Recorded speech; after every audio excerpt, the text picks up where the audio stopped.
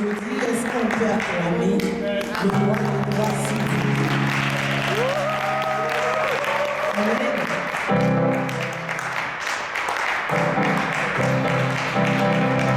Sans plus tarder, nous allons prendre le Bible. Je vais vous demander de vous asseoir dans un premier temps. Et pour la lecture, nous allons nous tenir debout. Je vais faire un peu un récapitulatif de la semaine dernière. On a commencé à parler du Saint-Esprit. On a vu qui était le Saint-Esprit. On a dit que le Saint-Esprit était Dieu, la troisième personne de la Trinité. On a dit aussi que le Saint-Esprit était une personne. Et en tant que personne, il était avec nous. Donc nous devons le considérer comme une personne qui est avec nous. On a dit que le Saint-Esprit vient nous aider à mettre la parole de Dieu en pratique. Le Saint-Esprit vient, il nous a été promis par Jésus.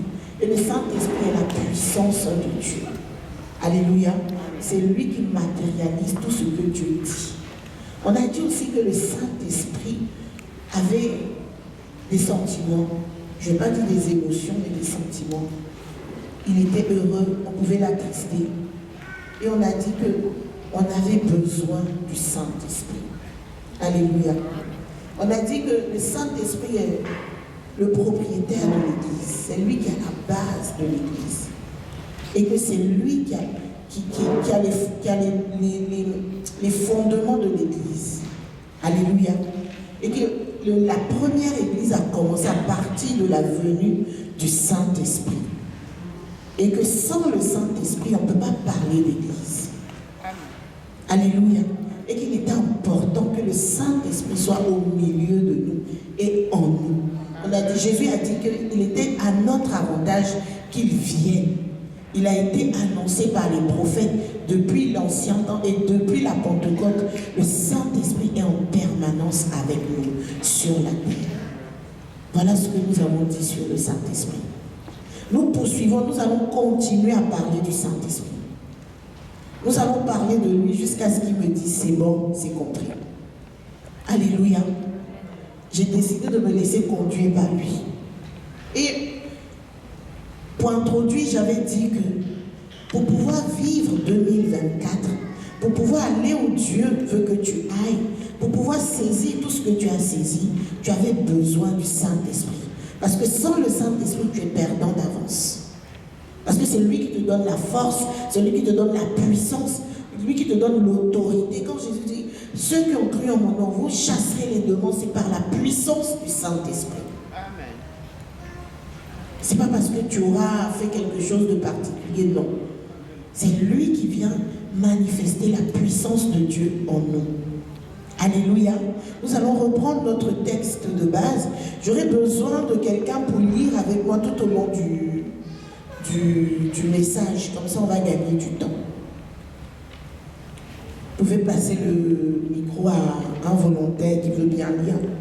Pour lire Jean 16, versets 7 à 18. C'est le texte que nous avons lu la semaine dernière. Jean 16, verset 7 à 18.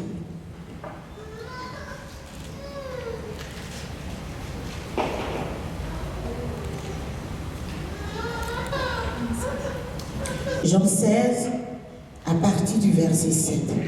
C'est Jésus qui nous parle dans ce passage du Saint-Esprit. Il nous donne quelques informations clés sur la personne du Saint-Esprit. Nous tenons debout, s'il vous plaît.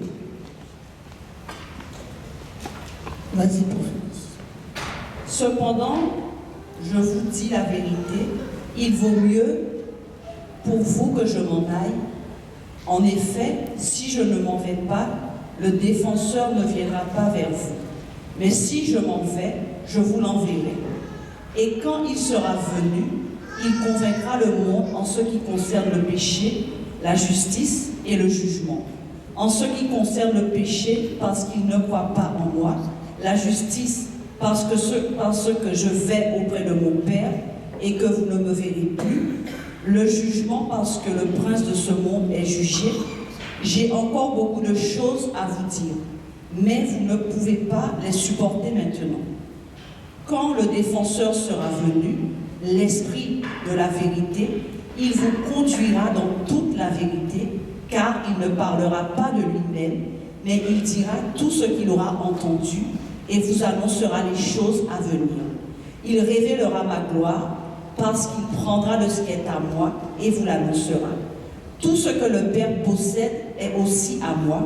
Voilà pourquoi j'ai dit qu'il prendra de ce qui est à moi et qu'il vous l'annoncera. Encore un peu de temps et vous ne me verrez plus, et puis encore un peu de temps et vous me verrez, parce que je vais auprès du Père. Alors, quelques-uns de ses disciples se dirent entre eux, que veut-il nous dire encore?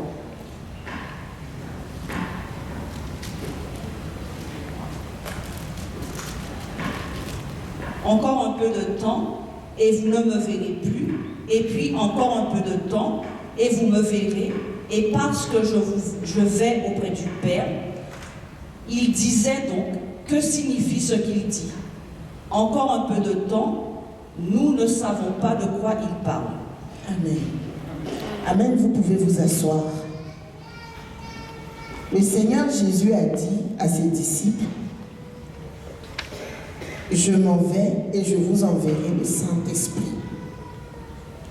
Il dit le Saint-Esprit, quand il viendra,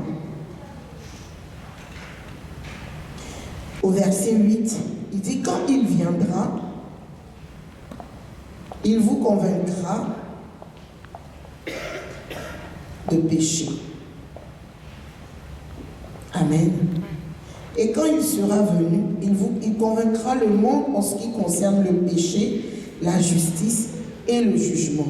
En ce qui concerne le péché, parce qu'il ne croit pas en moi. La justice, parce que je vais au Père et vous ne me verrez vous ne me verrez plus. Le jugement, parce que le prince de ce monde est jugé. Alléluia. On va parler un peu du rôle du Saint-Esprit. C'est vrai que le Saint-Esprit est la puissance de Dieu.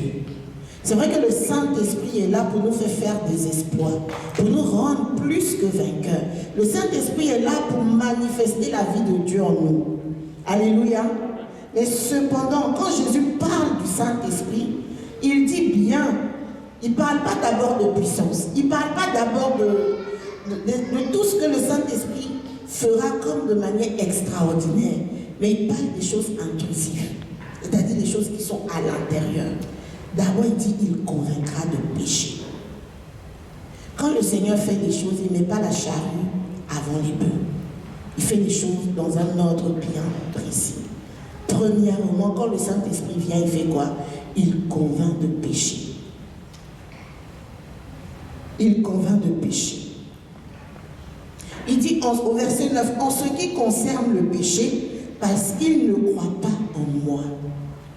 Donc quand tu acceptes Jésus, le Saint-Esprit vient en toi. Et quand il vient en toi, il te convainc de péché. Qu'est-ce que le péché?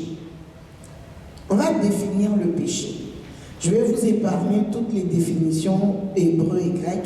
Sinon on dit ata en hébreu, sinon c'est amasia en grec. Le péché signifie manquer la cible. Alléluia. Le péché, c'est manquer la cible. C'est à l'image d'une flèche qui rate son but ou qui rate sa destination. Quand tu prends une flèche que tu rates, on dit tu as péché. Tu as raté ta cible, tu as raté ton objectif, tu as raté la destination. Donc quand tu pêches, c'est que tu passes à côté de l'objectif, du plan de Dieu pour toi. Le péché. Quand on parle vraiment de péché, c'est tu rates le plan de Dieu pour toi, tu passes à côté du but de Dieu pour toi. Adam a péché dans le jardin parce que le but de Dieu, premièrement, était d'être avec Adam, de rester avec Adam, de passer du temps avec Adam. Mais Adam a raté l'objectif en mangeant le fruit interdit. Et la présence du Seigneur, qui était censée être agréable, Adam a fui la présence du Seigneur. C'est là où Adam a péché. Il a raté l'objectif, le but pour lequel Dieu l'a mis sur terre. Donc quand tu mens, quand tu critiques, quand tu voles, tu deviens désagréable au Seigneur et tu pêches parce que Dieu t'a créé pour que tu lui sois agréable. Tu es à son image et à sa ressemblance. Il n'y a pas de péché en Dieu. Dieu est pur. Et quand toi tu fais ces choses, tu viens corrompre le but de Dieu en te créant, qui est d'être à son image et à sa ressemblance. Et tu pêches. L'objectif, Dieu lui a dit de ne pas manger le fruit depuis Adam, dans le péché. Et il a mangé. La conséquence de cela, ça crée une séparation entre lui et Dieu. Et il pécha parce qu'il a raté le but de Dieu pour sa vie. Alléluia. Le péché te fait passer à côté du plan de Dieu pour ta vie, de ce pourquoi Dieu t'a mis sur la terre. Parce qu'on dit oui, péché c'est mentir, voler, tout ça, mais c'est beaucoup plus loin que ça. Tu dois comprendre qu'est-ce que cela veut dire. Cela veut dire c'est rater sa cible. Ce qui veut dire, c'est pour ça que Dieu dit j'ai des projets de paix et d'avenir. C'est-à-dire lorsqu'il t'envoie sur la terre, il a un objectif pour toi. Et quand tu commences à marcher selon ta propre volonté et non selon la volonté de Dieu, tu passes à côté et tu as péché. Alléluia. C'est pourquoi la première des choses que le Saint-Esprit vient régler, il vient régler le problème du péché dans ta vie. Son travail est méthodique. Parce que péché, c'est rater la cible. Ce qui veut dire que tu n'es pas là où Dieu t'attendait. Tu n'es pas en train de faire ce que Dieu attend de toi. Tu as raté l'objectif. Et du coup, là, le Saint-Esprit vient. Et il a besoin. Et il vient pour. Il vient te convaincre du péché. Jésus dit ils ont péché parce qu'ils ne croient pas en moi. Il dit convaincre de péché parce qu'ils ne croient pas en moi. L'objectif de Jésus, son but, c'est qu'il est venu pour nous réconcilier avec le Père. Jésus est venu mourir à la croix de Golgotha pour toi et pour moi, afin que nous soyons sauvés, pour nous réconcilier, pour que ce que Adam avait raté, Jésus est venu rectifier pour que nous atteignions ce but-là de passer l'éternité avec Jésus, parce que le péché nous avait définitivement séparés de Dieu. Jésus est venu pour ça. Et quand tu ne crois pas en Jésus, tu pèches. Ce qui veut dire que tu sors de l'objectif pour lequel il est venu sur terre pour toi et moi. C'est pourquoi il dit convaincre de péché parce qu'il ne croit pas en moi. Jésus est venu pour rétablir ce que Adam et Ève ont détruit. C'est pourquoi quand le monde ne croit pas en lui, il pêche. Il passe à côté de la cible, il rate l'objectif de la venue de Jésus, qui est de réconcilier Dieu avec les hommes. On va lire 2 Corinthiens 5, versets 18 à 19.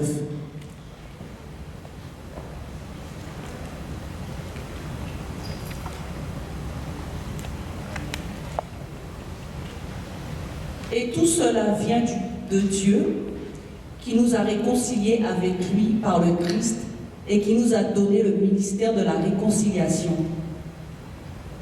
Car Dieu était en Christ, réconciliant le monde avec lui-même, en n'imputant point aux hommes leurs offenses, et il a mis en nous la parole de la réconciliation. Amen. Moi j'ai une autre version, je crois que c'est celle du semeur. Elle dit tout cela est l'œuvre de Dieu qui nous a réconciliés avec lui par Christ, qui nous a confié le ministère de la réconciliation. En effet, Dieu était en Christ, réconciliant les hommes avec lui-même. Sans tenir compte de leurs fautes, il a fait de nous des dépositaires du message de la réconciliation. Voilà pourquoi Christ est venu nous réconcilier avec Dieu. Donc quand tu ne crois pas en Jésus-Christ, tu passes à côté de cette réconciliation que Dieu a souhaitée, que Dieu veut. Dieu veut se réconcilier avec toi. C'est pour ça que son Saint-Esprit vient en toi pour te convaincre de péché, pour te dire tu n'es pas dans la position que le Seigneur Jésus désire, que le Dieu le Père désire. Alléluia. Parce qu'avant même de pouvoir manifester la puissance, faire des miracles, faire tout ce que le Saint-Esprit peut faire, tu dois d'abord être à la bonne place. Tu dois d'abord savoir qu'est-ce que cela implique maintenant quand tu acceptes Jésus. Donc c'est Saint-Esprit qui vient faire ce travail-là en toi. Alléluia. Il dit convaincre de péché parce qu'il ne croit pas en moi. Or, la parole dit dans Acte 16, verset 31, il dit, crois au Seigneur Jésus-Christ et tu seras sauvé, toi et ta maison. Donc quand tu crois en Jésus, tu réalises que ton état de péché, c'est parce que tu réalises que tu es dans un état de péché, que tu crois et tu acceptes le Seigneur Jésus. Après ce constat-là, tu comprends que tu as besoin du Seigneur Jésus et tu décides de donner ta vie à Christ. Alléluia. Et l'œuvre du Saint-Esprit commence là. Donc le Saint-Esprit vient t'aider par la grâce, par cette grâce et te faire accepter Jésus.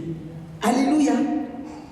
1 Corinthiens 12, verset 3 dit, c'est pourquoi je tiens à vous l'affirmer. Aucun être guidé par l'Esprit de Dieu peut se crier, maudit soit Jésus. Et personne ne peut déclarer, Jésus est Seigneur, s'il n'est pas guidé par le Saint-Esprit. Tu ne peux pas dire que tu crois, accepter Jésus, crois et dire que Jésus est le Seigneur et le Sauveur de ta vie, si le Saint-Esprit ne dit, amène pas.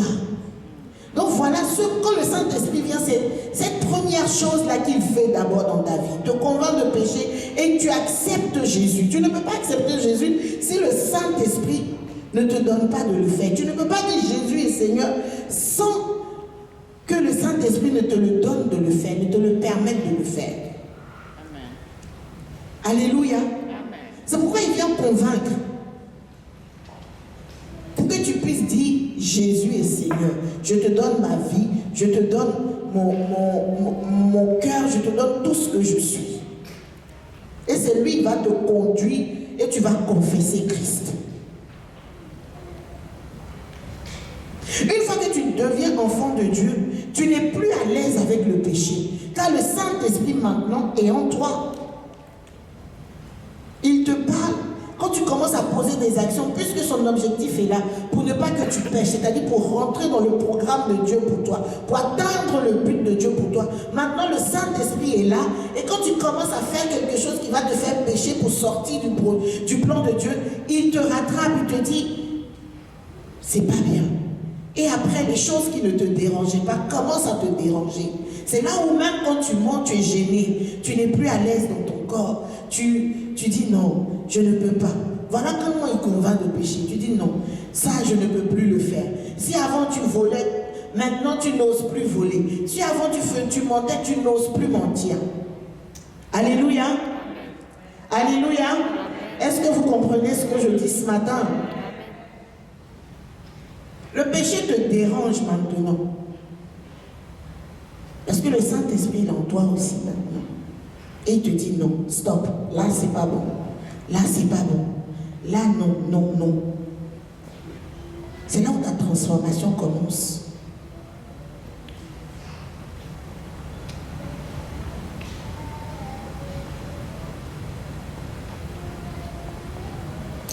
Parce qu'il vient, comme on a dit dans Ézéchiel 36, verset 27, on a dit ça la semaine dernière, on a lu le passage. Il dit, je mettrai mon esprit en vous et je ferai en sorte que vous suiviez mes ordonnances, que vous observiez et les pratiquiez mes lois. Donc c'est pour ça maintenant, le Saint-Esprit t'aide. Là où c'était difficile, là où on disait c'était le péché mignon, c'est là où maintenant tu surmontes. C'est là où maintenant tu es fort, parce que ce n'est pas ta propre force. C'est le Saint-Esprit maintenant qui te convainc, qui dit voilà, là tu peux, c'est pas possible. Il te convainc du péché et tu pousses. Et comme le Seigneur a dit, le Saint-Esprit vient t'aider à mettre en pratique les commandements du Seigneur.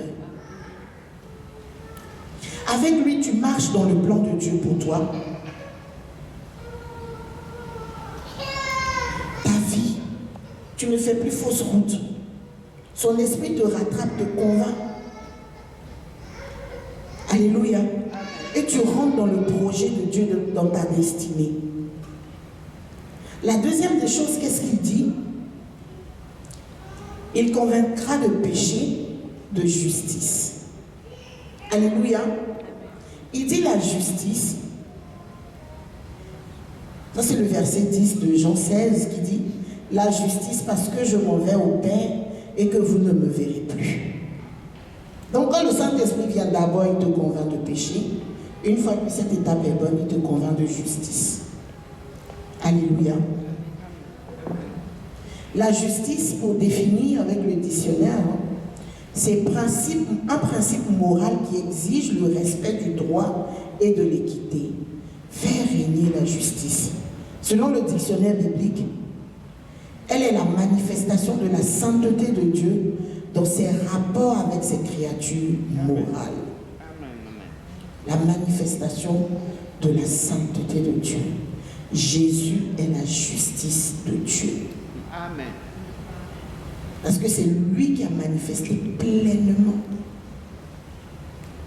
la sainteté de Dieu. Amen. Prophétesse, tu vas préparer Romains 3, versets 21 à 22. Jésus est la manifestation de la sainteté de Dieu. Il est la justice de Dieu. Amen.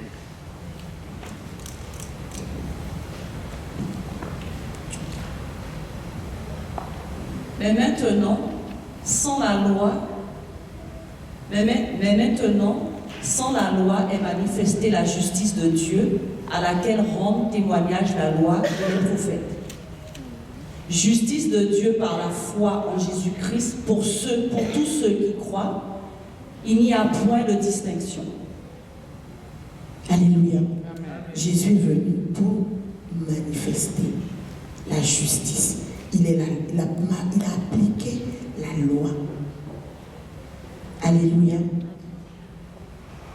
Maintenant, la justice de Dieu dont témoignent la loi et les prophètes a été manifestée indépendamment de la loi. Il s'agit de Jésus.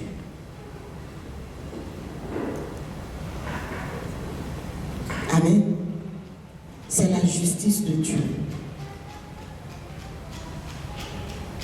Tu comprends ce que le Saint-Esprit vient faire dans ta vie? Il te convainc de péché et de justice.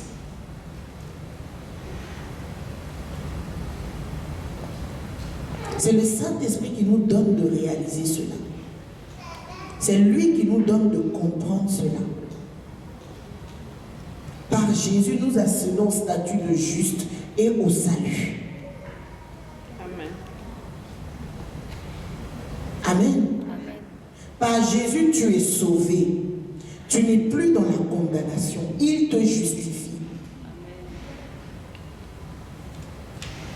C'est en cela que le Saint-Esprit te convainc de justice.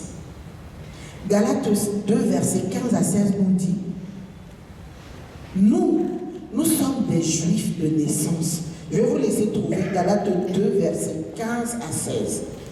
Je vais faire la lecture. Le passage dit, nous sommes des Juifs de naissance et non des pécheurs issus des autres nations. Toi et moi, pour les Juifs, nous sommes des pécheurs qui sommes issus des autres nations. Cependant, dit l'Écriture, nous savons que ce n'est pas sur la base des œuvres de la loi que l'homme est déclaré juste, mais au moyen de la foi en Jésus-Christ.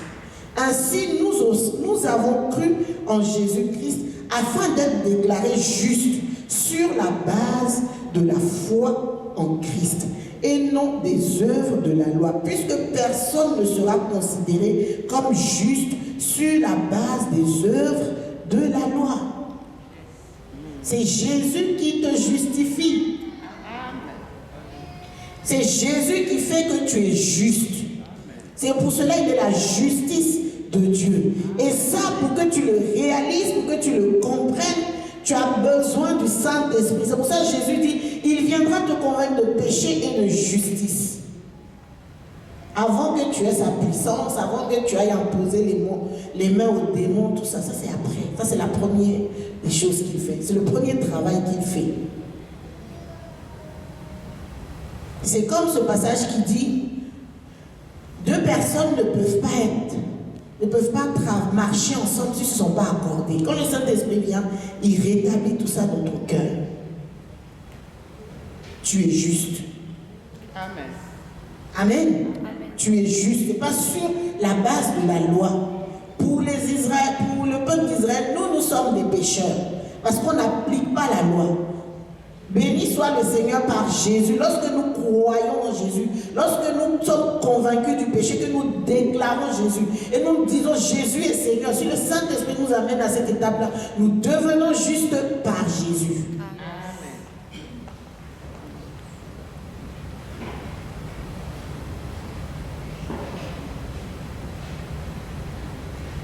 Tite verset 3. Tite 3, versets 5 à 7. C'est important d'avoir toutes ces bases-là sur le Saint-Esprit. Parce que demain, quand tu seras en face d'une situation, tu connais ton identité. Tu sais qui est avec toi. Tu sais ce qu'il a fait pour toi. Tu sais où il t'a positionné et tu es ferme. Alléluia. C'est vrai, on veut la puissance du Saint-Esprit. On veut fonctionner avec le Saint-Esprit. Mais il faut que ça, tu le saches d'abord. C'est ce que le Saint-Esprit vient faire. Tite 3, verset 5 dit, il nous a sauvés. Non point parce que nous aurions accompli des actions justes. Jésus t'a sauvé, pas parce que tu es bon, parce que tu as fait des bonnes choses, mais parce que tu as cru en lui. Mais parce qu'il a eu pitié de nous. Amen. Il nous a sauvés parce qu'il a eu pitié de nous. Il nous a sauvés et fait naître à une vie nouvelle au travers de l'eau du baptême et par le Saint-Esprit. Car Dieu a répandu avec abondance le Saint-Esprit sur nous par Jésus-Christ notre Sauveur. Ainsi, par sa grâce, il nous rend justes à ses yeux et nous permet de recevoir la vie éternelle que nous espérons. Ce passage est très clair. Dieu a eu pitié de toi et de moi. C'est pour ça qu'il a répandu le Saint-Esprit pour que nous soyons justes à ses yeux. Non pas à cause de ce que tu fais. Non pas parce que... Non. À cause de ce que tu as cru à Jésus. Par le baptême du Saint-Esprit, par le baptême d'eau, le baptême du Saint-Esprit, tu deviens agréable maintenant aux yeux du Seigneur. Le Saint-Esprit fait cette œuvre-là dans nos cœurs. Tu as cette identité de juste maintenant, en Jésus-Christ, la justice de Dieu. Et tu avances, tu marches avec le Seigneur, puisqu'il t'a convaincu du péché, que tu as accepté le Christ maintenant. Maintenant t'accordes le salut de juste. Tu marches la tête haute pour vivre maintenant la vie de Christ comme un juste. C'est pas magnifique? Ce que le Saint-Esprit fait en nous, pour nous, c'est waouh. C'est extraordinaire. Amen. C'est là où tu sais maintenant que tu es sauvé. Non pas parce que tu as fait quelque chose, non. Mais à cause de Jésus, la justice de Dieu. Parce que si tu veux te présenter devant Dieu avec tes actions, tu as échoué. Mais Dieu a eu pitié de nous. Il a répandu son esprit. Et maintenant, tu es juste. Tu es sauvé. Dis, je suis juste. Je suis sauvé. Amen. Non pas à cause de tes actions. Par Jésus-Christ. Et c'est le Saint-Esprit qui te convainc de justice. Si tu n'as pas cette conviction de justice, oulala, le diable va t'accabler. Le diable va t'accabler, tu vas marcher tout le temps la tête basse. Parce qu'il va te rappeler, te rappeler, te rappeler, te rappeler. Mais non, Jésus dit, ce n'est pas par nos actions que nous sommes sauvés. Mais c'est parce que nous avons accepté et cru en lui. Et son esprit vient nous convaincre. C'est pourquoi Paul peut dire que j'ai l'assurance de mon salut. Ça, c'est le Saint-Esprit qui donne cette conviction-là. De te dire, quand il te convainc de justice, tu dis, j'ai l'assurance de mon salut. Alléluia. Alléluia. J'ai l'assurance de mon salut. Ce passage m'a tellement fait de bien. Je vais le relire encore. Il nous a sauvés, non point parce que nous aurions accompli des actions justes. Amen. Non parce que nous aurions accompli des actions justes, mais parce qu'il a eu pitié de nous. Donc quand tu sais ça, tu ne te gonfles plus, tu ne te tapes plus la poitrine. Mais tu sais que c'est juste Dieu qui a eu pitié de toi. Amen. Et tu apprécies maintenant ce qu'il a fait pour toi. Parce que nous, chrétiens, on a tendance à mépriser vraiment le salut que Dieu nous donne. C'est pas parce que tu as fait des chèques à des pauvres et des malheureux que tu es guéri, tu es sauvé. Non, c'est pas pour tes bonnes actions, parce que Dieu a eu pitié de toi. Il nous a sauvés et fait naître à une vie nouvelle. Tu as une vie nouvelle. Dis à ton voisin, tu as une vie nouvelle. Le passé est passé. Parce que maintenant, quand le Saint-Esprit vient en toi, il te convainc de justice et tu sais que tu as une vie. Tu n'es pas convaincu, tu as une vie nouvelle. Au travers de l'eau du baptême et par le Saint-Esprit. Car Dieu a répandu en abondance, avec abondance du moins. Il a répandu avec abondance le Saint-Esprit sur nous par Jésus-Christ, notre Sauveur. Amen. Ainsi, par la grâce qu'il nous rend justes à ses yeux. Waouh! Je suis juste à ses yeux. Et nous permet de recevoir la vie éternelle que nous espérons.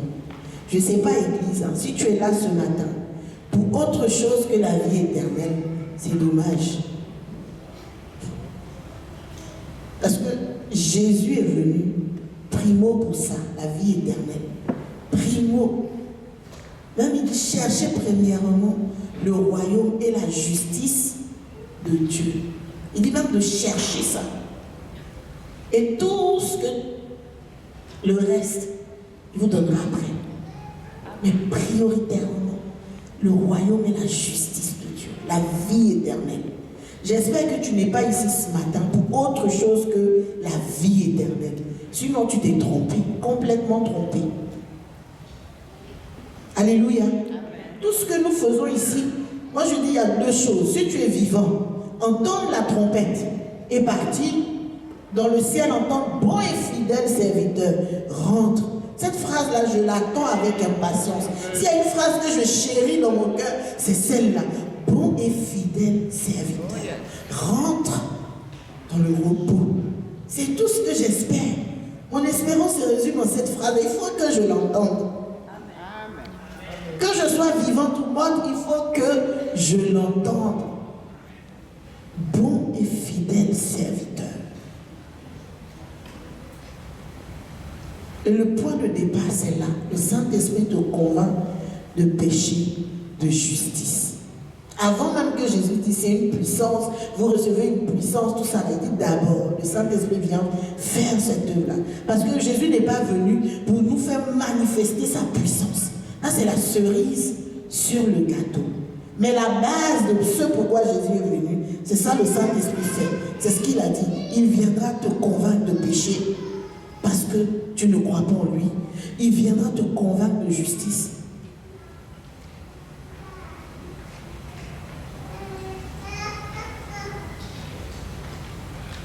Cette œuvre te donne une identité. Alléluia.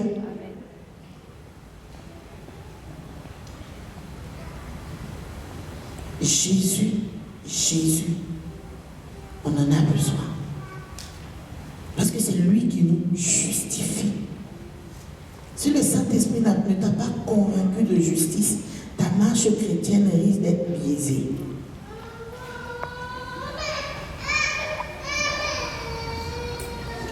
C'est lui qui nous accorde ce statut-là de juste. Et maintenant, on vit selon Christ. Le Christ nous justifie. Donc, quand tu rentres dans la présence du Seigneur, tu peux déclarer cela, Seigneur. C'est vrai, je suis peut-être tombé, mais je fais appel à la justice de Dieu. J'ai cru en Jésus. Le Jésus me justifie. Et donc, quand tu commences à prier, tu n'es pas en train de culpabiliser, tu n'es pas en train de te lamenter sur toi-même parce que tu sais que l'œuvre que Jésus a accomplie te justifie et que tu as la justice de Dieu en toi par le Saint-Esprit. Tu es convaincu de cela.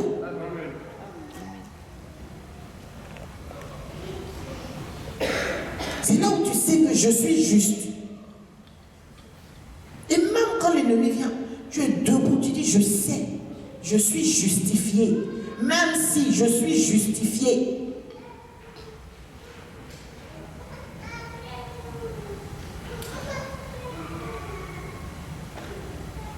Amen.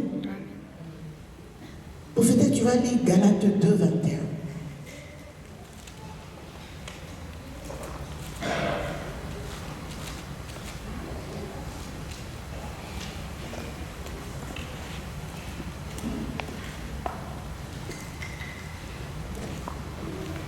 Galates 2, 21.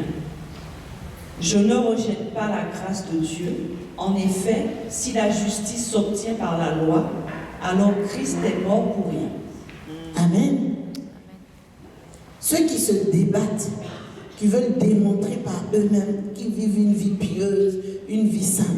On dit, si tu arrives à te justifier par la loi que tu ne pèches pas, tu es correct, ceci, c'est que Jésus-Christ est mort pour rien. Alléluia. Oui, ce soir, ce matin, du moins, ce n'est pas festif, mais vous devez comprendre ces choses. C'est important. Si tu veux commencer maintenant à tenir ce type de discours, je ne pêche pas, je ne mens pas, je paye ma dîme, je fais ceci. Parce qu'on a tendance vraiment à se trouver des bons points nous-mêmes. Si c'est sur ça que tu t'abaisses, on dit Jésus est mort pour rien. Tu es juste, pas parce que tu n'as pas menti aujourd'hui, pas parce que tu n'as pas regardé mal ton voisin, mais tu es juste parce que Jésus est mort pour toi et que tu le crois.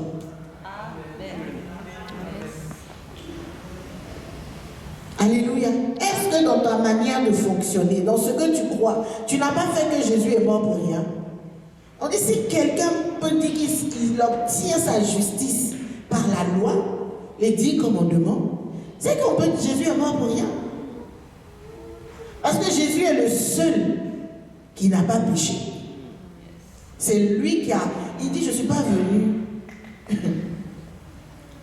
annuler la loi, je suis venu l'accomplir. Et il est le seul qui a été trouvé juste vraiment. Même le simple fait de penser même que tu ne pêches pas, c'est quelque part de l'orgueil. Alléluia. Amen. Jésus est venu par l'œuvre de la croix te justifier. Et c'est le Saint-Esprit qui te convainc de justice. Et quand c'est comme ça, tu deviens humble. Tu reconnais que ce ne sont pas tes efforts. Tu reconnais que c'est juste la grâce de Dieu. Amen.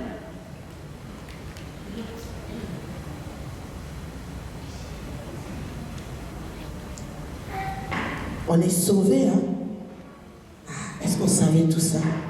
Est-ce qu'on savait que c'était le Saint-Esprit qui faisait tout ça dans nos cœurs, qui nous convainc de ces choses?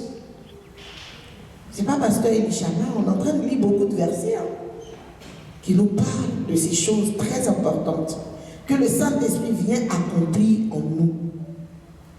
C'est vrai que quand on parle du Saint-Esprit maintenant, Nous voyons toute sa puissance, nous voyons toute son autorité, nous voyons que ça. Mais ces principes fondamentaux, essentiels pour notre marche chrétienne, on ne pense pas à ça généralement. Mais tout ça, c'est l'œuvre du Saint-Esprit. Voilà pourquoi tu dois communier avec lui. Voilà pourquoi tu dois avoir une relation avec lui. Pour être stable, pour être un chrétien ferme, pour être un chrétien mature. Peu importe si tu craches le feu, que tu n'es pas mature, que tu ne sais pas toutes ces choses. Ça ne sert à rien. Jésus va dire, je ne t'ai jamais connu. Parce que c'est son esprit qui vient te convaincre de toutes ces choses. Église de 2024, tu as besoin du Saint-Esprit, de cette relation vraiment de proximité avec le Saint-Esprit. C'est là où même quand tu ne vois pas la chose, tu sais que tu es sauvé, tu sais que tu es justifié, tu sais que ton péché est pardonné. Et là, tu marches la tête droite. Tu sais que le Saint-Esprit est avec toi. Il ne dépend pas des temps et des circonstances. Tu sais qu'il est avec toi et que Dieu t'a tellement aimé qu'il t'a répandu avec abondance son esprit. C'est là où tu es ferme. Voilà pourquoi l'église primitive faisait des miracles. Le Saint-Esprit, tu ne peux pas être dans le péché, puis tu vas t'attendre à la bénédiction, reçoit. Non. Tu ne peux pas être dans le péché, tu ne peux pas être dans les fausses choses, et puis tu vas manifester la puissance. Non. Le Saint-Esprit vient d'abord régler ça. C'est pour ça que je dis, ne mets pas la charrue avant les bœufs. Ça te donne même le discernement. Quelqu'un qui est dans le péché jusqu'à qui est en train de manifester une puissance, tu te dis non. Le Saint-Esprit règle d'abord, avant de t'envoyer à poser les mains aux gens, de guérir les malades, il règle d'abord ça. Parce que s'il va arriver là-bas, le diable va te cribler. Parce qu'il y a des portes qui sont ouvertes dans ta vie à cause du péché. Tu seras instable. Il y a des moments de délivrance où le démon vient. Il parle. Tu as fait ci, tu as fait ça. Mais si tu ne sais pas que tu es sauvé, tu es justifié, tu seras déstabilisé. C'est là où tu peux lui dire, tais-toi. Je suis justifié par l'œuvre de la croix. Ah bah oui, hein. Les 7 fils de Séba, qui sont partis faire la délivrance, ils ont été tripotés correctement. Par une personne seule, ils étaient 7, ils ont fui. Toi, tu vas aller manifester la puissance sans d'abord avoir une bonne relation, que vraiment ils remettent tout en ordre. Ils vont te jeter. Le Saint-Esprit fait ça d'abord. Quand il vient, ça c'est le travail de fond. Et maintenant, quand tu manifestes la puissance, c'est une bonne puissance. L'Esprit a dit, je connais Paul, parce que Paul est passé par là. Tout ce qu'on lit là, c'est Paul qui a écrit la plupart de ces choses.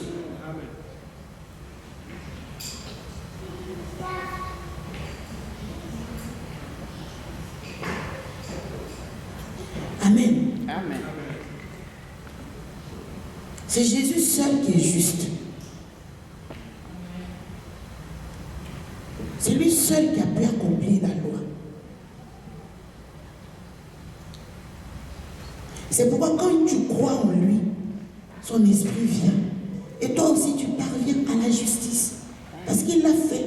Comme j'ai dit la semaine dernière, Jésus est le prototype numéro 1. On dit qu'il est le second Adam. Ce qui veut dire qu'il est la nouvelle version de l'humanité est censée être actuellement. Ce qui veut dire nous les hommes, si on regarde Jésus, il est celui, vous voyez, notre modèle par excellence. S'il y avait un prototype, ce serait Jésus. Le premier prototype, c'était Adam. Le deuxième prototype, remanié par Dieu le Père, c'est Jésus. Amen.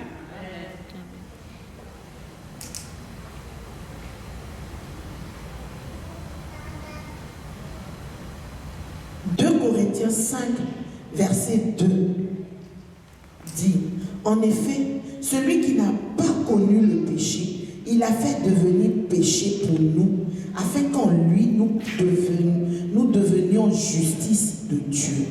Amen. Amen. Amen. Amen. Celui qui n'a pas connu le péché, Dieu l'a fait devenir péché pour qu'en lui nous devenions justice de Dieu. C'est pour ça que j'ai dit la justice de Dieu, c'est Jésus. Jésus était saint. Donc tu es déclaré juste par Jésus. Parce que c'est lui seul qui a accompli la loi. Lui seul. À part lui, tout le monde échec.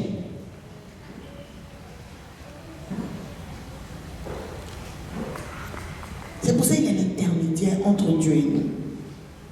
Lui, il nous comprend. Il sait c'est quoi. Et il a dit c'est à notre avantage qu'il parle pour que le Saint-Esprit vienne. Parce que Jésus, étant homme, était limité. Mais maintenant, son esprit est là avec toi. Est-ce que le Saint-Esprit te convainc de péché? Est-ce que le Saint-Esprit te convainc de justice dans ta marche chrétienne? Ou bien tu es encore en train de te poser des questions, j'ai envie de dire existentielles dessus?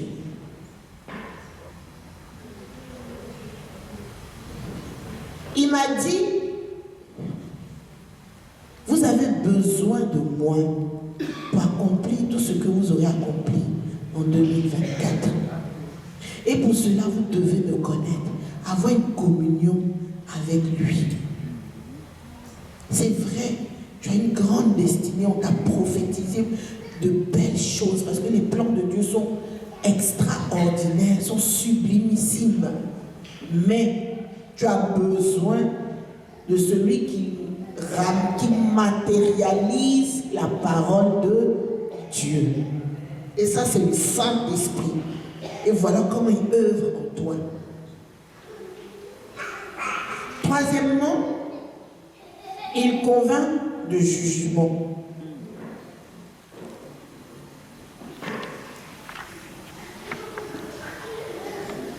Au verset 11 de notre texte de base, Jean 16, verset 11, il dit « Le jugement parce que le prince de ce monde est jugé. » Amen. Amen. J'avouerai que j'ai retourné ça dans tous les sens. J'ai dit ça, explique-moi bien. Le prince de ce monde est jugé. On est convaincu, tu te convaincs de jugement parce que le prince de ce monde est jugé. Le prince de ce monde, c'est le diable. Parce que nous ne sommes pas de ce monde.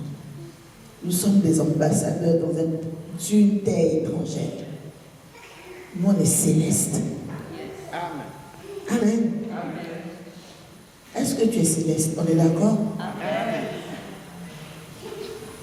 Il convainc de jugement parce que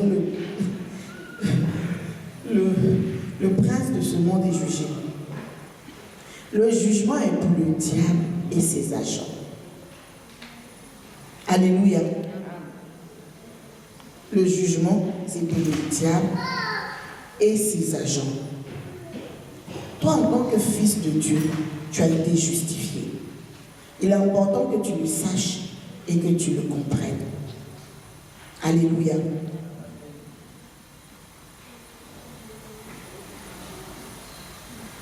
Suivant, tu vas lire Romains 5, versets 15 à 19, s'il te plaît.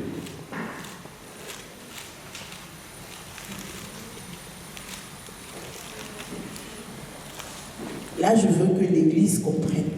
Là, quand maintenant on commence à démontrer la puissance, on a tous la même base. On sait où on va ensemble. Amen. Verset combien? Versets 15 à 19. Romains 5. Mais il y a une différence entre le don gratuit et la faute. En effet, si beaucoup sont morts par la faute d'un seul, la grâce de Dieu et le don de la grâce qui vient d'un seul homme, Jésus-Christ, ont bien plus abondamment été déversés sur beaucoup.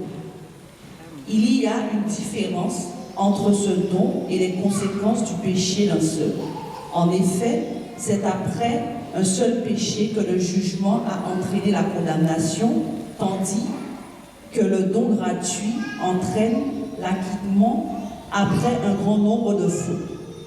Si par un seul homme, par la faute d'un seul, la mort a régné, ceux qui reçoivent avec abondance la grâce et le don de la justice régneront à bien plus forte raison dans la vie par Jésus-Christ lui seul. Amen. On continue? Oui. Ainsi donc, de même que par une seule faute, la condamnation a atteint tous les hommes, de même, par un seul acte d'acquittement, la justification qui donne la vie s'étend à tous les hommes. En effet, tout comme par la désobéissance d'un seul homme, beaucoup ont été rendus pécheurs, beaucoup seront rendus justes par l'obéissance d'un seul. Amen. Amen. Est-ce que vous avez compris un peu? Amen. Jésus dit, la parole de Dieu dit, par un seul homme, on était condamné à la mort. C'était le jugement de Dieu. Par un seul homme, maintenant, Jésus, on n'est plus dans le jugement. On a été justifié. Amen. Alléluia. Amen. Donc quand on parle de jugement, nous, enfants de Dieu, on n'est pas jugés parce que nous sommes justifiés en Jésus. C'est pourquoi Jésus dit de jugement, parce que le prince de ce monde sera jugé. Maintenant, lui et ses agents, si tu n'es pas enfant de Dieu, si tu n'es pas dans cette nouvelle alliance avec le Seigneur, tu seras jugé.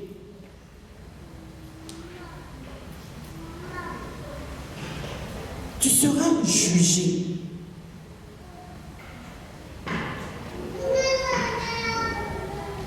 Passons devant le trône de Dieu, c'est pour avoir les récompenses. Pas pour le travail accompli sur la terre. On dit d'autres on aura tous des récompenses, pas de la même hauteur. Nous, on ne passe pas devant le trône de Dieu pour le jugement, parce que Jésus nous justifie. Quand Dieu appelle ton nom comme ça, Elishama, et que toute ma page se salit, le sang de Jésus vient couler. Et la plage, elle devient vierge à nouveau. Et il me dit, bon et fidèle servante, rentre dans le repos. Mais c'est là où tu n'as pas Jésus. Quand il met la balle, il n'y a rien qui coule pour te justifier. Alléluia. Amen. Voilà pourquoi la parole de Dieu dit, même entre nous, frères et sœurs, ne nous jugeons pas. Vous comprenez? Entre nous, frères et sœurs, ne nous jugeons pas. Parce que le Père lui-même ne nous juge pas. On est justifié par Jésus. Adam, le seul homme, le premier homme a péché.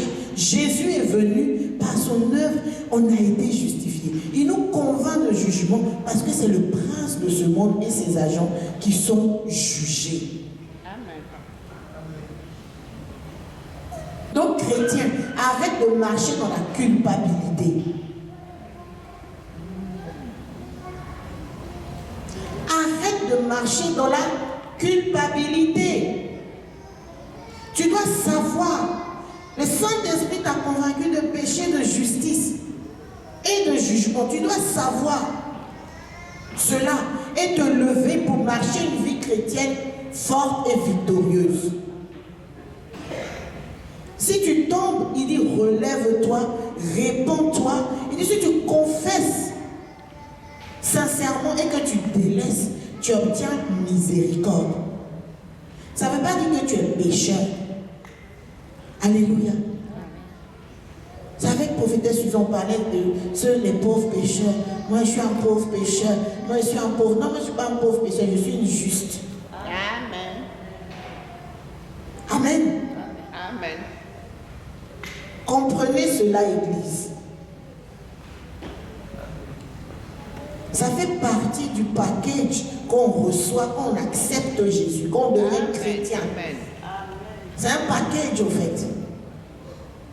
C'est en cela que tu marches dignement. Tu ne marches pas la tête basse. Tu marches la tête haute.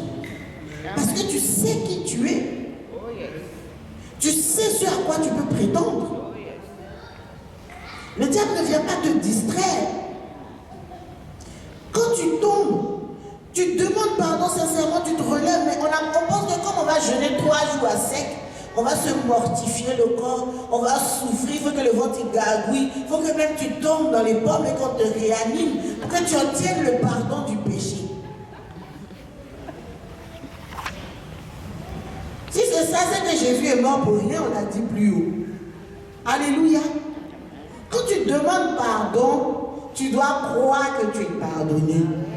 Parce que Jésus l'a dit, il le fait. Ce n'est pas un baratineur. Toujours je vous dis, le Jésus que nous prions là, ce n'est pas un baratineur. Il ne gagne rien à te raconter des histoires à dormir debout. Il n'a pas que ça à faire. C'est là où tu vois les gens, ils sont tombés, ils sont dans le fond de la salle. Quand vous voyez quelqu'un s'asseoir devant, puis il est dans le fond de la salle, souvent c'est ça. Il se sent même plus digne de prier. Tout de suite, l'accusateur fait son travail. Oh, tu es en train de prier. C'est pas toi qui as menti hier. Tu penses que Jésus l'a oublié. Il te voit pécheur, pécheur, pécheur, pécheur, pécheur, pécheur. Et quand tu n'arrives même pas à aligner une phrase, mais quand le Saint-Esprit te convainc de jugement, tu dis non, non, non, moi je ne suis pas dans la condamnation. Je suis tombé, je suis relevé, j'avance, j'avance, j'avance, j'avance. Tu dis tais-toi, pauvre diable. Moi je suis justifié, t'as pas entendu. C'est même pas par mes efforts. Jésus même ne se fait pas de film sur moi. Il s'aime, c'est parce que moi-même je sais que je ne suis pas bonne, même que j'ai donné ma vie à Jésus. Voilà. C'est parce que je sais que, moi je dis toujours à l'église, et là il y a le pire. Parce que les gens disent oui, dans les églises, je dis oui, c'est là-bas on est pire. Imagine-toi, on a Jésus, puis on est comme ça. Donc imagine sans Jésus. Quelqu'un qui a Jésus, il te fait ça. Donc imagine s'il n'avait pas Jésus, le degré de ce qu'il allait te faire. Quand je dis ça, les gens ils sont dégoûtés, il faut être sérieuse là. Il dit oui. Il dit les pires, on est tous à l'église. C'est parce que Jésus même, il vient un peu rehausser le niveau même. Le Saint-Esprit te convainc de temps en temps, stop, stop, stop, stop. Parce que s'il n'y avait pas le stop du Saint-Esprit, ah là là. C'est là, faut pas, tu ne peux pas marcher dans la culpabilité, dans la condamnation, alors que tu es justifié. Et ta vie chrétienne tourne autour de ça.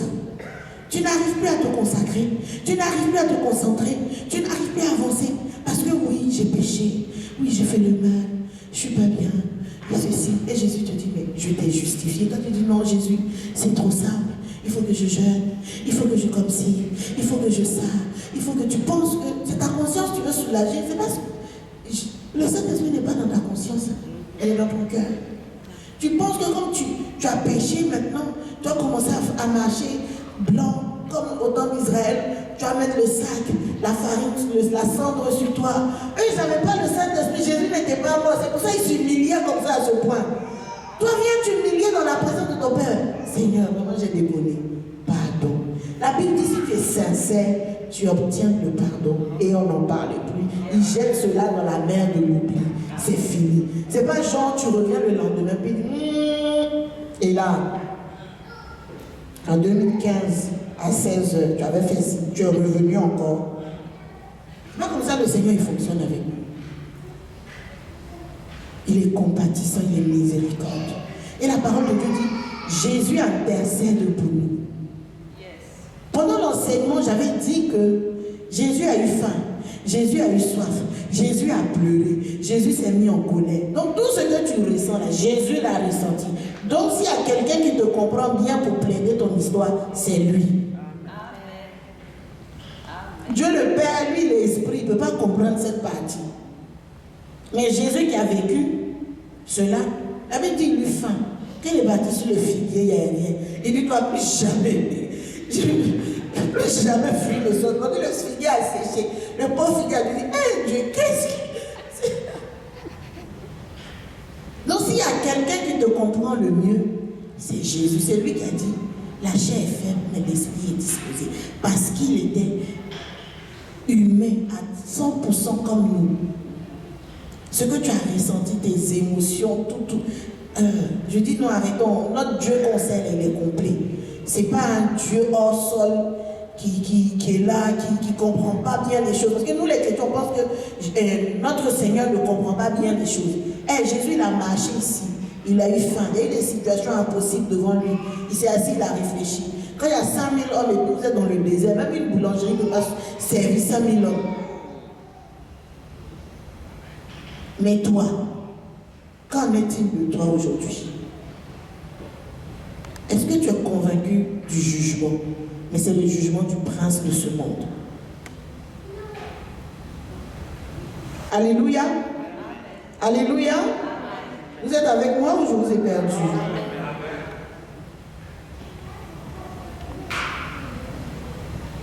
Donc ne nous jugeons plus. L'enfer a été créé pour lui.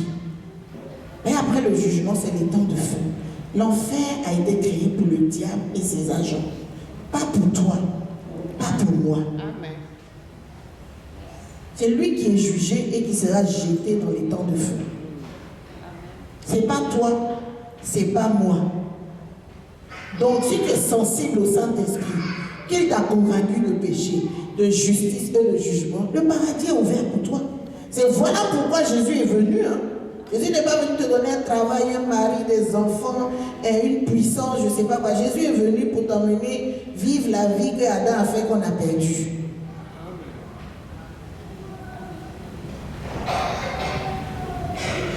Pierre 2, verset 4 nous dit. 2 Pierre 2, verset 4. Car si Dieu n'a pas épargné les anges qui ont péché, mais il les a précipités dans l'abîme des ténèbres et les réserve pour le jugement. Vous voyez, il les a précipités dans l'abîme des ténèbres et il leur réserve le jugement.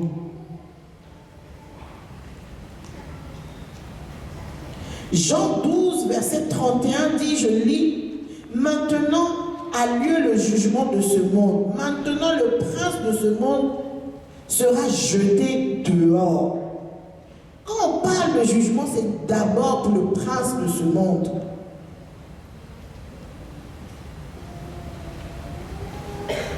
Alléluia. C'est pour le prince de ce monde. Si tu es dans son camp, tu seras jugé. Mais si tu es dans le camp de Jésus en tant qu'enfant de Dieu, tu seras justifié par Jésus-Christ, le juste. Donc relève la tête. Marche. S'il t'arrive de commettre une erreur, répands-toi et avance. Reste pas bloqué dessus. J'insiste. Parce que souvent tu fais une erreur et puis tu es bloqué dessus. Tu ne peux plus avancer. Alors que le Seigneur t'attend devant. Oui, tu as fait une erreur, mais avance. Alléluia. Avance. Parce que tu es convaincu de justice. Jésus justifie. C'est par lui qu'on devient juste. Comme on a lu, si tu peux toi-même maintenant commencer à te justifier, c'est qu'il est mort pour rien. Mais il n'est pas mort pour rien. Il est mort pour que toi et moi nous soyons déclarés justes. Et même pas à cause de ce que nous faisons. Mais parce qu'il a eu pitié de nous. Tout simplement. Parce que s'il devait regarder à toi, à moi, personne ne serait justifié. Personne. Parce qu'on a tous failli.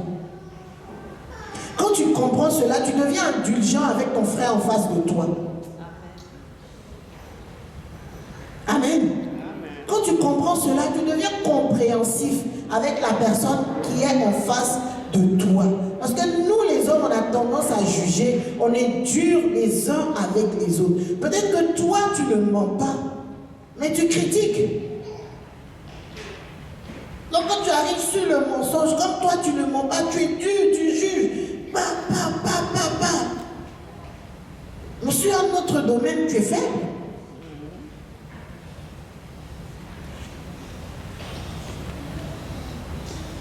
Amen. Nous avons besoin de comprendre ces choses. Et c'est le Saint-Esprit. Voilà l'œuvre que Jésus a dit. Quand le Saint-Esprit viendra, Il vous convaincra de péché, de justice et de jugement.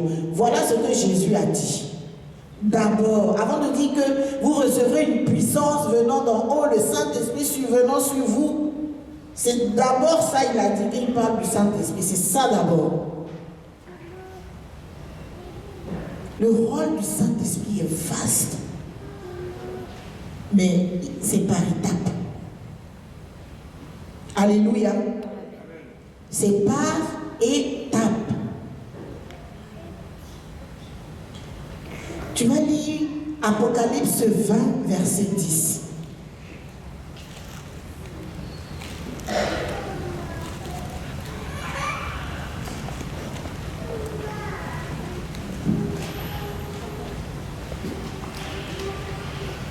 Le diable qui les égarait fut jeté dans les temps de feu et de soufre où sont la bête et le prétendu prophète.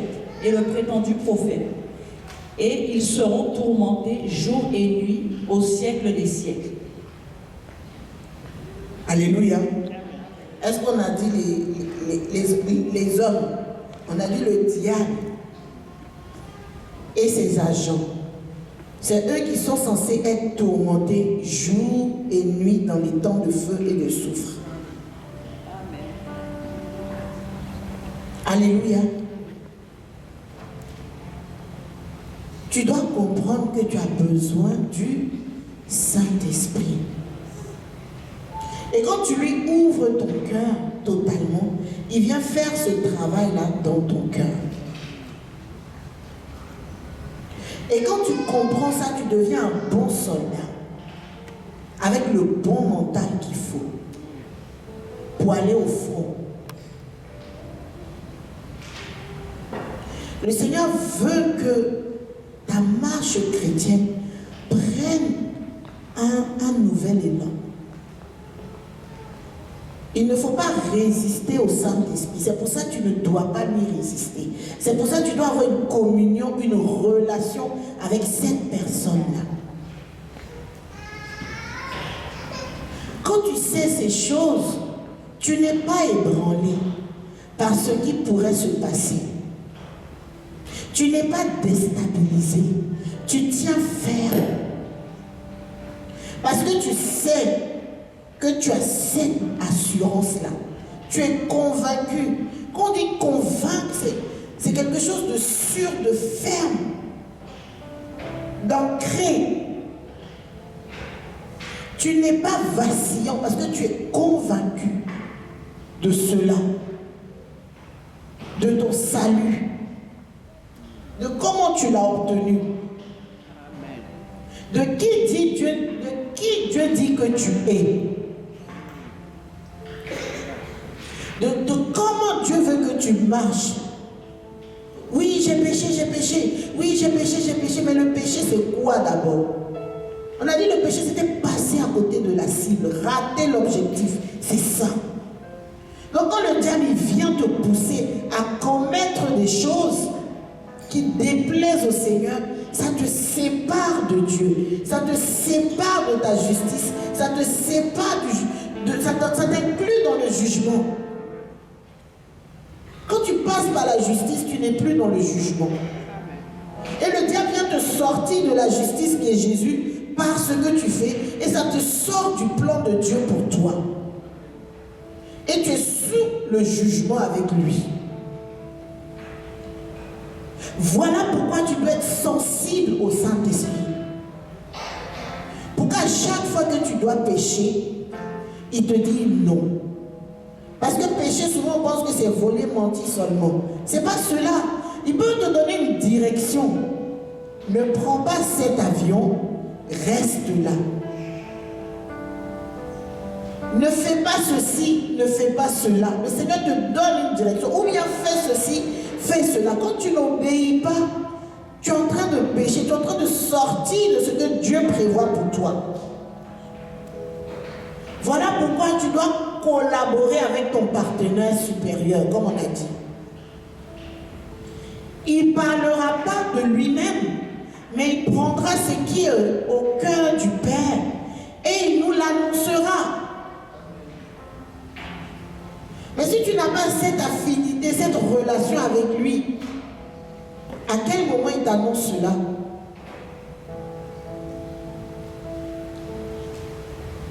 Si tu ne le connais pas vraiment, il est en train de te dire, tu es justifié, toi tu es dans le jugement. Tu es justifié, toi tu es dans le jugement. C'est pour ça qu'on doit être sensible, vous comprenez?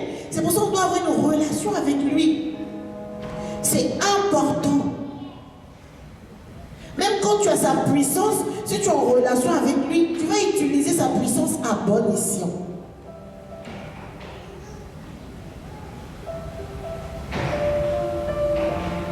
Parce qu'il est en toi. Quotidiennement en toi. C'est la meilleure chose que Jésus a pu faire, nous donner. C'est pour ça qu'il a dit, c'est à votre avantage. Il ne parlera pas de lui-même. La parole de Dieu dit, sonde les profondeurs du cœur de Dieu. Celui qui est avec toi. Pour te dire, quand il te parle, pour te dire, quand il se révèle à toi, c'est ce qui est dans le cœur de Dieu qu'il vient poser en toi.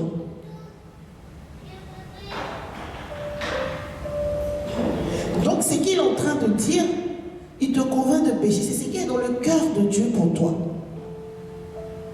Il te convainc de justice. C'est ce qui est dans le cœur de Dieu pour toi. Parce qu'il ne parle pas de lui-même. Tu dois apprécier sa compagnie. Tu dois désirer sa compagnie. Tu dois avoir une relation avec lui. La semaine dernière, je disais, on ne peut pas parler de chrétienté si on n'a pas le Saint-Esprit. Ce n'est pas possible. Parce que c'est lui qui te donne même le statut de chrétien, quoi, de juste, de petit Christ. Amen. Amen. C'est lui qui te donne ce statut-là. Amen. Quand on finit tout ça, on comprend que c'est le Saint-Esprit qui nous donne ce statut-là. Parce que quand il finit de faire toute cette œuvre, tu es chrétien, un petit Christ, tu es comme le Christ.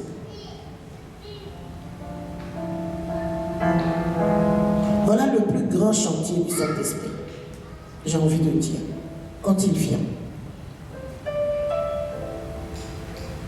Tu n'es pas encore baptisé dans le Saint-Esprit. Désire-le. Continue à prier. Continue. Et ça viendra. C'est un partenaire tellement... Sa compagnie est tellement agréable. Sa compagnie, quand tu le découvres, sa compagnie est tellement agréable.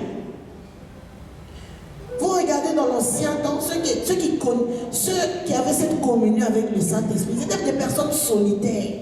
Généralement, les prophètes, ceux qui le Saint-Esprit venait, ils étaient toujours dans des endroits reculés de tout le monde. Parce que sa compagnie est tellement agréable que les hommes...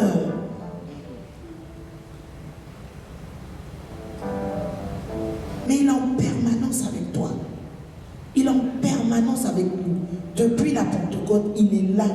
24 heures sur 24. Quand tu as accepté Jésus, il est là dans ton cœur. Mais qu'est-ce que tu fais avec lui? Qu'est-ce que tu discutes? Est-ce que tu lui poses des questions? Est-ce que tu as cette communion-là? Est-ce que tu savais que c'était lui qui venait te faire dire que Jésus est Seigneur?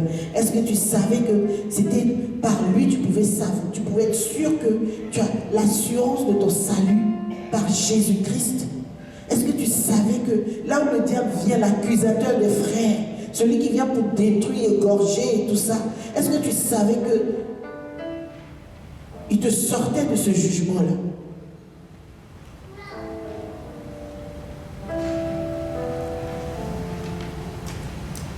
C'est pour cela, après la Pentecôte, vous allez remarquer que les disciples de Jésus, qui étaient dans la peur, qui étaient cachés, qui manquaient d'assurance, ils sont sortis, mais pour impacter à un niveau, parce qu'à la fin, ils ont compris. Quand le Saint-Esprit est venu, les disciples peureux, qui étaient dans les coins cachés, qui même rémiaient Jésus, bien même, mais ils sont sortis avec une telle puissance, avec une telle conviction. Quand tu lis le livre des Actes des Apôtres, on dit, mais ce n'est pas ceux-là, les pécheurs, ce n'est pas ceux-là sans instruction. Mais comment se fait-il qu'ils parlent avec autant d'assurance, avec autant de conviction? C'est l'œuvre du Saint-Esprit.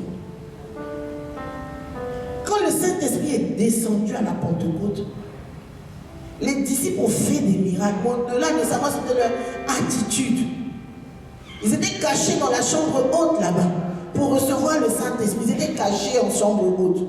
Mais une fois que le Saint-Esprit, ils pouvaient aller au temple, en plein temple, comme ça, commencer à parler du nom de Jésus avec autorité et assurance. Amen.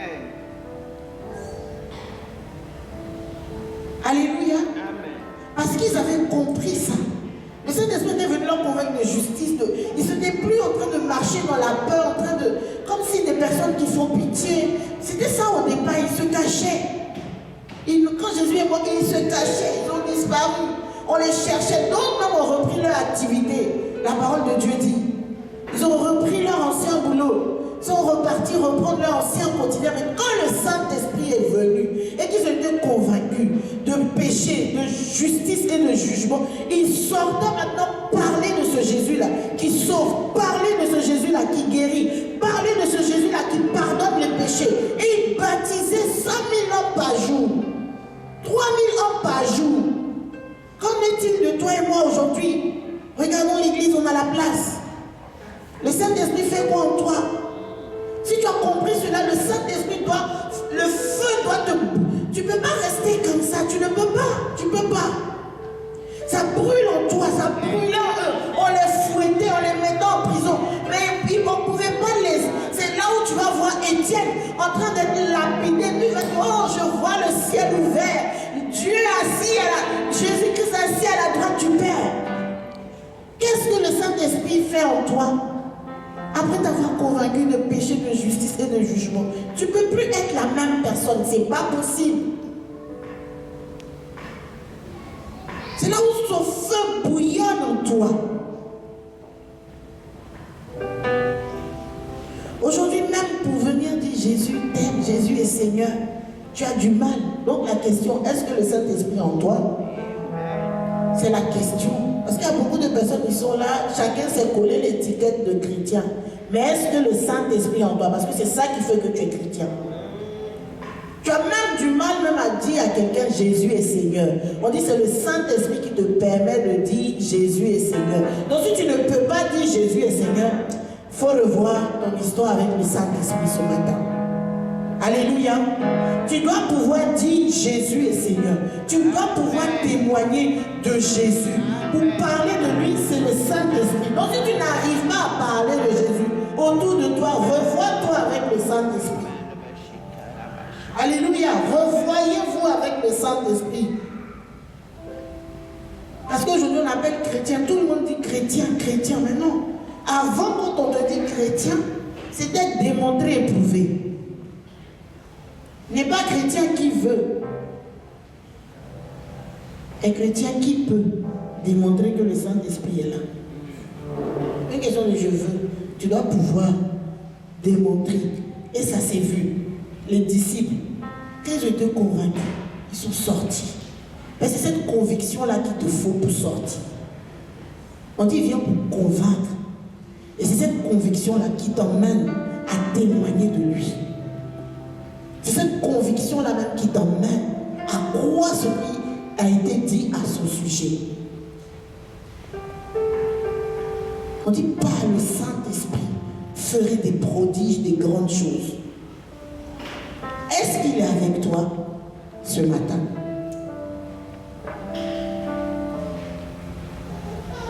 Nous allons nous tenir debout.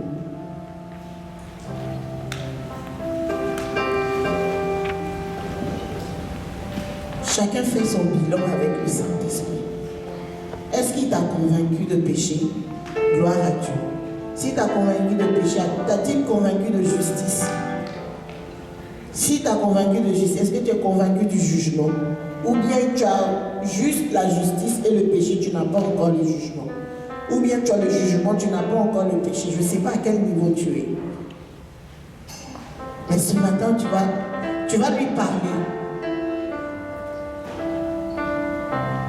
Tu vas lui parler. Tu vas lui dire, Saint-Esprit, convainc-moi de justice, de jugement et de péché. Ce matin, je t'ouvre mon cœur.